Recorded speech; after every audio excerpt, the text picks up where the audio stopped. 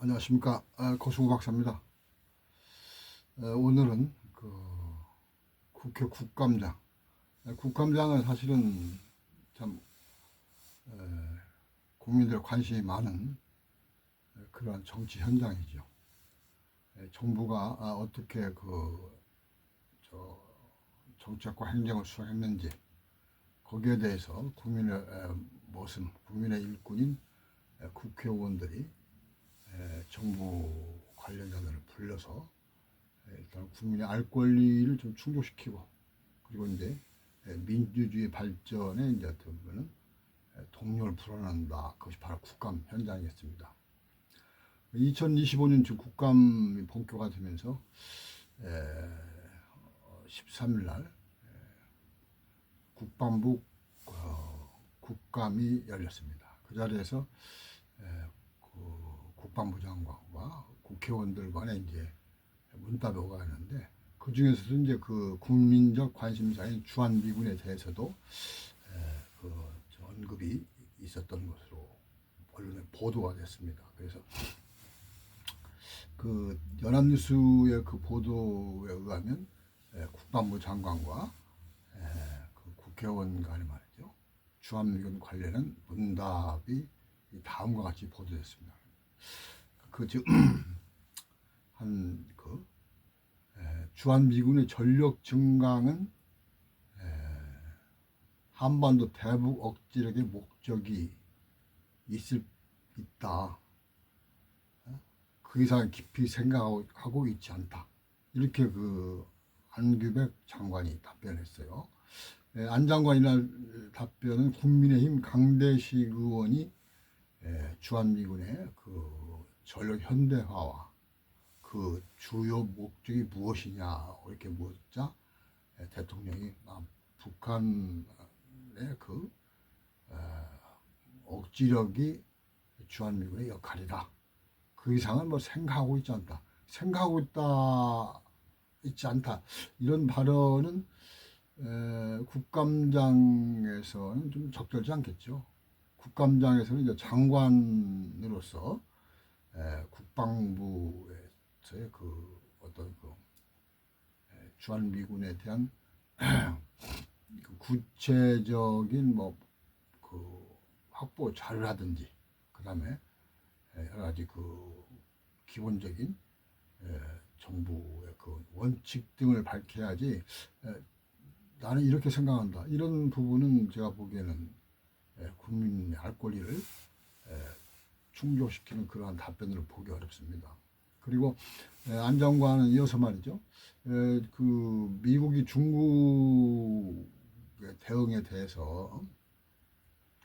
대응해서 다자협력 및 집단 방위를 강조한다. 이 부분은 이제 미국이 한국에 대해서 주한미군의 인도 태평양 지역 작전에 참여에 적극 협조하라. 그래서 일단은 주한미군이 한반도를 벗어나서 미국 국익의 어떤 실현을 위해서 역할을 해달라고 하는 미국 측의 요구에 대해서 이제 안 장관이 발언했는데, 안 장관이 이렇게 얘기했어요. 대한민국 입장에서 볼 때 한반도와 북한 위협에 대해서 최우선적으로 주한미군이 대응해야 된다. 거기에 집중한다고 이렇게 말했습니다. 그런데 이 말씀도 역시 보면은 장관으로서 좀 적절치 않은 것 같아요. 왜냐하면 주한미군의 운용에 대해서 보면 미국 정부는 한국 정부와 사전에 협의 없이 할 수 있는 전략적 유연성에 대해서 한국 정부와 이미 노무현 정부 때 합의를 한 바가 있습니다. 그렇기 때문에 주한미군은 특히 통수권자인 미 대통령의 지위를 받는다는 원칙이 최우선이거든요. 그 다음에 이제 주한미군이 주도하는 한국 정부와 협의한다. 그것은 잘 아시는 바와 같이 주한미군이 주도하는 기본 원칙, 즉 한미 사고 방해 조약의 4조에 의해서 말이죠, 주한미군은 국제법적인 권리라는 어떤 규정하에서 한국에 주도를 하고 있는 것입니다. 그렇기 때문에 이 권리라는 것은 말이죠.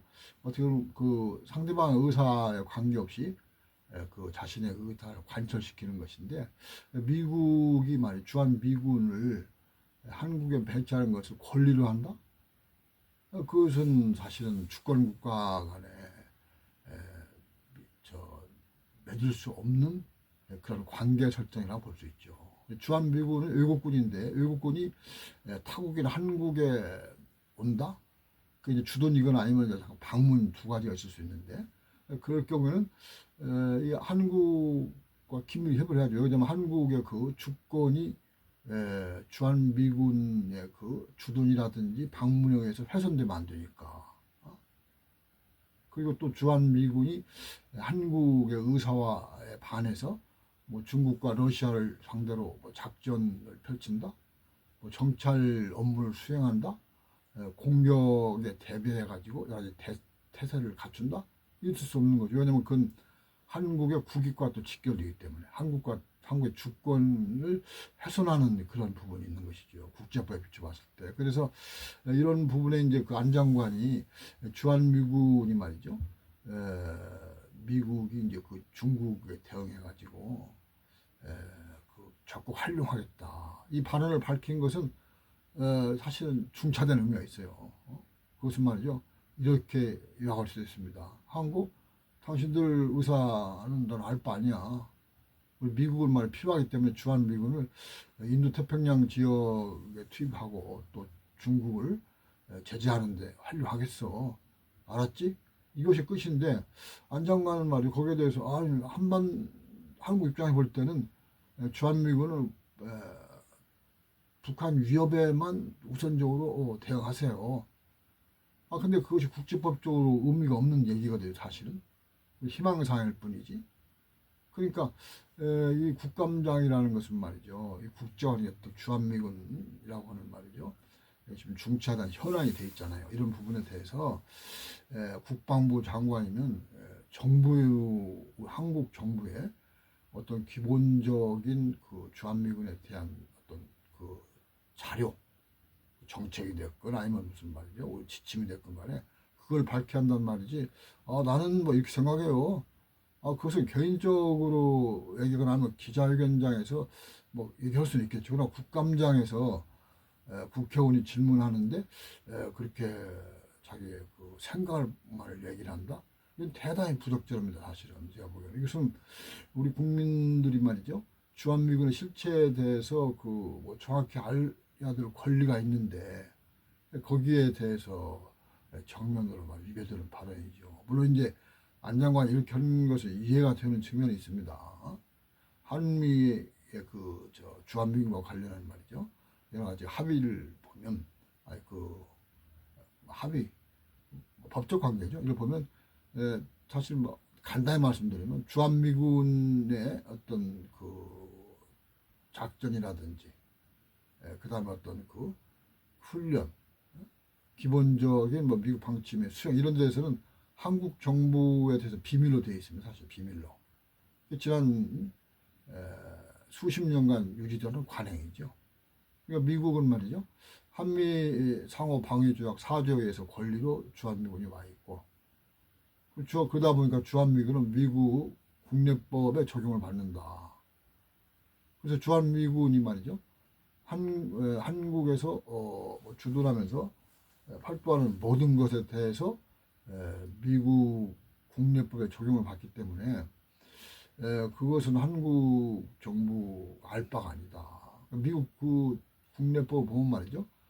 군사 활동의 군사 그 부문에 대해서는 다 비밀로 규정돼 있어요. 미국의 비밀보호법에 적용이 되는 것이죠. 그러니까 미국 정부는 한국에 이렇게 됩니다. 주한미군에 대해서 그 관련 정보를 공개하는 것은 미국 비밀보호법에 저촉되기 때문에 한국은 말이죠.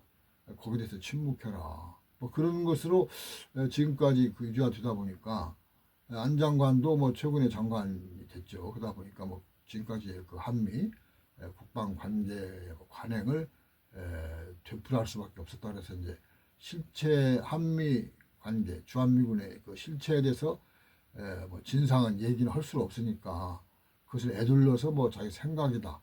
이것이 원칙이 아니겠습니까? 뭐 이런 식으로 당위론을 내긴 것 같은데 그것은 사실은 프로페셔널한 그 태도가 아니죠. 장관 자리는 사실은 그 장관에 맞는 말이죠. 언행을 하는 것입니다. 그리고 이제 그 국감장이라는 건 특히 아까 말씀드린 대로 그 정부의 살림살이에 대해서 국회가 말이죠. 상권 분립의 원칙 하에서 그 확인하고 따지고 시시비비를 가리는 것이 국감입니다. 그 때문에 국민이 그 알 권리를 충족시키는 가장 중요한 현장이죠. 근데 그 자리에서 안 장관이 한미 군사관계의 그 종속성, 그 주한미군 정보에 대한 어떤 말이죠. 미국의 배타적인 그런 어떤 그 규정을 100% 준수한다 그래서 우리 한국 국민에 대해서 뭐 알 권리를 외면한다? 말이 안 되죠. 왜냐하면 미국이 자기 국익을 위해서 한국 정부에게 주한미군은 이렇게 해야 된다고 얘기를 한다면 한국 정부도 국익 차원에서 말이죠. 이러이러면 이러이러다라고 애들러서라든지 아니면은 뭐 그 미국 정부에 대해서 야 우리 이렇게 국민에 대해서 얘기를 해야 되겠는데 너희들 말이죠. 이 부분에 대해서는 좀 협의하자. 당당해서 이제 사전에 좀 그런 부분은 한미 간에 말이죠. 그 관계를 정상화시키는 걸로 해서 국민 앞에 나왔을 때 국감장에서 뭐 정상적인 얘기를 해야 된다고 봐지죠. 그러니까 지금 우리 한미 관계는 말이죠. 지난 뭐 해방 직후에 미국이 점령군을 보낸 이후 미군의 6.25 참전 그 다음에 1953년 한미 상호방위조약 체결 이런 걸로 해가지고 아주 심각한 그 종속 예수관계가 이제 그 굳어지다 보니까 이게 지금 그 한미의 어떤 국제법에 비추어 봐서 부적절한 그 관계가 아주 그냥 고정관념화돼 있어요. 정부 당국자도 그러려니 하고 국민들도 아마 저런가 보다. 안보는 저렇게 얘기 않는가 봐. 전부 비밀인가 봐. 아니 안보가 말이 국민을 위해서 있는 것이 뭐 정부를 위해서 있는 겁니까? 국민의 생명과 재산을 보호하기 위해서 안보가 그 필요한 것이고 존립 의의가 있는 것이지. 정부가 말이죠. 어떤 국제관계만을 고려해가지고 국민을 뭐 무시한다. 그리고 주한미군이 뭐 거듭 말씀드립니다만은 중국과 러시아를 상대로 한 말이죠. 미국 세계 전략의 플랫폼으로 기능을 해왔기 때문에 중국과 러시아가 미국과 한판 붙을 때는 주한미군도 표적이 되는 것이죠. 왜냐하면 주한미군이 사드 같은 거로 중국 전역을 말이죠. 지금 뭐 군사시설을 커버하고 있다는 거 아니에요. 어떻게 하겠어요? 중국은 일단 미국과 우당당했을 경우는 사드 기지부터 때리는 거예요. 왜냐하면 사드의 그 미사일 탐지 망이 말이죠. 가동될 경우 중국은 뭐 아주 그 미국의 손바닥 위에서 군사작전을 하기 때문에 일단은 그 미국의 이제 미사일이라든지 미 군사기지 탐지 시설부터 때리게 됩니다. 그리고 중국을 공격할 수 있는 공공기지가 있는 말이죠. 오산, 군산, 뭐 평택 등을 때려야 되겠죠. 그러면 어떻게 되겠어요? 주한미군도 또 반격하겠죠? 그러면 한국이 말이죠. 미중 간의 그 전쟁터가 되는 거예요.